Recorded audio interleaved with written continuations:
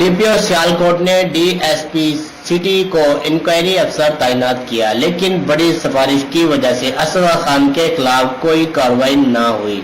शमीना भट्ट मेरा नाम है। फतेहगढ़ ਦੇ ਅਸੀਂ ਰਿਹਾਇਸ਼ੀ ਹਾਂ ਤੇ 6 ਅਸੀਂ ਭੈਣਾਂ ਵਾਂ, ਇੱਕ ਸਾਡਾ ਭਾਈ ਹੈ ਤੇ ਭਾਈ ਸਾਡਾ ਲੜਾਈ 'ਚ ਦਰਹਾਸ 'ਚ ਫੜਿਆ ਗਿਆ ਹੈ ਤੇ ਉਦੋਂ ਬਾਅਦ ਉਹਦੇ ਤੇ ਚੌਧਰੀ ਬਸ਼ੀਰ ਡਿਪਟੀ ਮੇਅਰ ਨੇ ਨਾ ਅਸਗਰ ਖਾਨ ਮਿਲ ਕੇ ਸਾਡੇ ਭਾਈ ਦੇ ਉੱਤੇ 9C ਦਾ ਪਰਚਾ ਦੇ ਦਿੱਤਾ ਹੈ। ਕੁਝ ਦਿਨ ਪਹਿਲੇ ਅਸੀਂ 4-5 ਦਿਨ ਪਹਿਲੇ ਸਾਡੀ ਮੀਟਿੰਗ ਹੋਈ ਹੈ ਘਰ ਦੇ ਵਿੱਚ।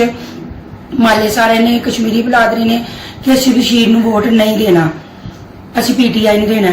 ਵੋਟ ਦੇਣ ਦਾ ਸਿਲਾ ਮਿਲਿਆ ਸਾਨੂੰ ਕਿ ਸਾਡਾ ਭਾਈ 9C ਚ ਅੰਦਰ ਟੁਰ ਗਿਆ। ਅਸਗਰ ਖਾਨ ਦੇ ਕੋਲ ਗਏ ਆ, ਅਸਗਰ ਖਾਨ ਦੇ ਕੋਲ ਸਾਰਾ ਮਾਲਾ ਗਿਆ ਹੈ, ਲੇਕਿਨ ਉਹਨੇ ਸਾਡੇ ਭਾਈ ਨੂੰ ਨਹੀਂ ਛੱਡਿਆ। ਫਿਰ ਮੈਂ ਦੁਬਾਰਾ ਉਹਦੇ ਕੋਲ ਗਈ ਆ, ਉਹਨੇ ਕਿਹਾ ਕਿ ਮੇਰੇ ਨਾਲ ਇੱਕ ਰਾਤ ਗੁਜ਼ਾਰ ਤੇ ਮੈਂ ਤੇਰੇ ਭਾਈ ਨੂੰ ਛੱਡ ਦਿੰਨੇ ਆ। ਫਿਰ ਸਾਹਬਾ ਕੋ ਗਏ ਆ, ਸਾਹਬਾ ਨੂੰ ਜਾ ਕੇ ਕਿਹਾ ਹੈ ਕਿ ਅਸਗਰ ਖਾਨ ਨੇ ਇਹ ਕਿਹਾ ਹੈ ਤੇ ਸਾਹਬਾ ਨੇ ਅੱਗੋਂ ਕਿਹਾ ਕਿ ਅਸਗਰ ਖਾਨ ਮੇਰੀ ਨਹੀਂ ਮੰਨਦਾ, ਜਿਸ ਤਰ੍ਹਾਂ ਤੁਹਾਨੂੰ ਕਹਿੰਦਾ ਹੈ ਨਾ ਉਂਝ ਤੁਸੀਂ ਕਰ ਲਓ। ਤੇ ਮੈਂ ਬੋਲ ਕੇ ਤੇ ਆ ਗਈ ਹਾਂ। ਅਸਗਰ ਖਾਨ ਨੇ ਸਾਡੀ ਨਹੀਂ ਮੰਨੀ ਤੇ ਉਹਦੇ ਉੱਤੇ 9C ਦਾ ਪਰਚਾ ਦੇ ਦਿੱਤਾ ਹੈ। ਉਤੋਂ ਉਹਨੂੰ ਮਾਰਿਆ ਵੀ ਬਹੁਤ ਜ਼ਿਆਦਾ ਹੈ ਕਿ ਉਹਦੇ ਕੋਲ ਚੱਲਿਆ ਵੀ ਨਹੀਂ ਸੀ ਜਾਂਦਾ ਕਿ ਇੰਨਾ ਕੁ ਮਾਰਿਆ।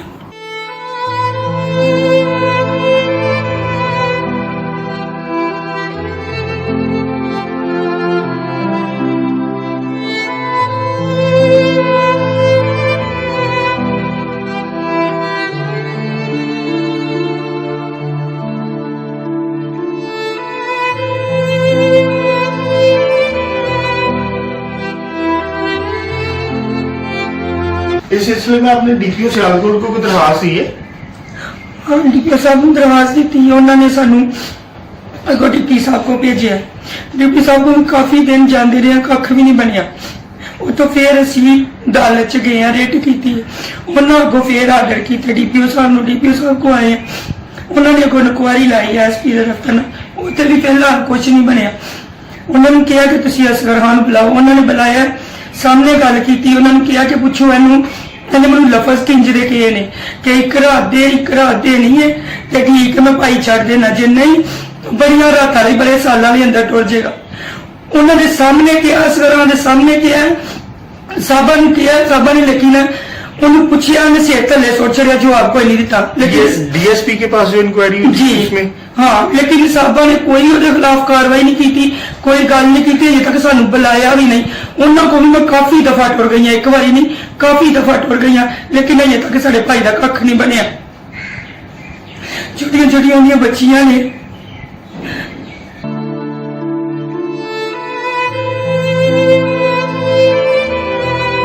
सब दे के तरला करने साडे भरा दा कुछ करो, ਉਹਦੇ ਪਿੱਛੇ ਜਾਣ ਵਾਲਾ ਵੀ ਕੋਈ ਨਹੀਂ, ਉਹਦਾ ਕੁਝ ਕਰੋ।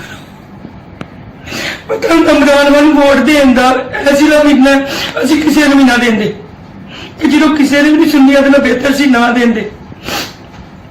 ਕਿ ਬਸ਼ੀਰ ਸਭ ਤੋਂ ਚੌਧਰੀ ਬਸ਼ੀਰ ਤੇ ਅਸਗਰ ਖਾਨ ਸਭ ਤੋਂ ਭਾਰਾ ਹੋ ਗਿਆ ਕਿ ਸਾਡੇ ਭਾਈ ਦੀ ਕਿਧਰੇ ਵੀ ਸੁਣਾਈ ਨਹੀਂ ਹੁੰਦੀ, ਕਿਸੇ ਨੇ ਵੀ ਨਹੀਂ ਸੁਣੀ।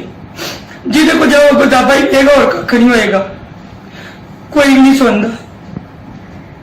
हथ जोड़ के तरला ही कर सकते हैं, अलावा कुछ नहीं कर सकते।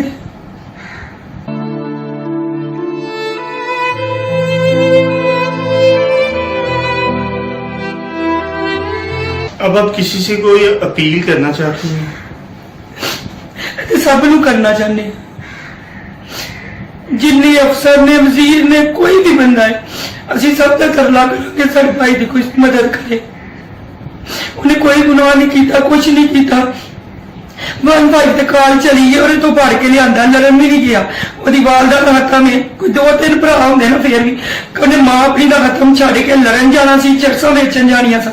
किसी किस्म का कोई काम नहीं। वो तो सारी दुनिया बैठी बाजार च घर है, कोई नुक्कड़ च गली च घर नहीं, बाजार च घर है जितों फड़ के आंदा है। बाजार दे विचों फड़ के आंदा, घर दे विचों आंदा, सारी दुनिया उत्थे खत्म च मौजूद है जितों लैके आए ने। खुद इंक्वायरी कर लें, खुद पता कर लें कितों फड़े आए। चेहरा से अन्नी को पांडे दिन अन्नी चरस पांडे दिन कि ना बेचन वाला कोई बंदा फड़िया गया, ना खरीदन वाला फड़िया गया, वो कले भी फड़ते ने पे। उन्हें अगर किसी को लई है, कोई बंदा क्यों नहीं ना फड़िया, वो खरीद कराई ने, की कराया ने, कुछ कराया ने दसन। जे लड़ाई का उत्ते पाया ने, लड़न भी नहीं हो गया, उन्हें ਮਾਂ ਦਾ ਹਤਮ ਛੱਡ ਕੇ ਲੈਣ ਜਾਣਾ ਸੀ ਜਾਂ ਚਰਸ ਵੇਚਣ ਜਾਣਾ ਸੀ। ਤਰਲਾ ਕਰ सकने के अलावा कुछ नहीं कर सकते। 6 बहनों का इकलौता भाई मेहनत कश अली मोहम्मद को थाना हाजीपुरा में तैनात असगर खान ASI मुबैना तौर पर झगड़े की झूठी दरख्वास्त में अली मोहम्मद की वालदा के सालाना खत्म की तकरीब से उठा लाया। मेरी आला हुकाम से अपील है कि मुझे इंसाफ फराहम किया जाए। कैमरामैन टीम के हमरा मोहम्मद इमरान राज न्यूज सियालकोट।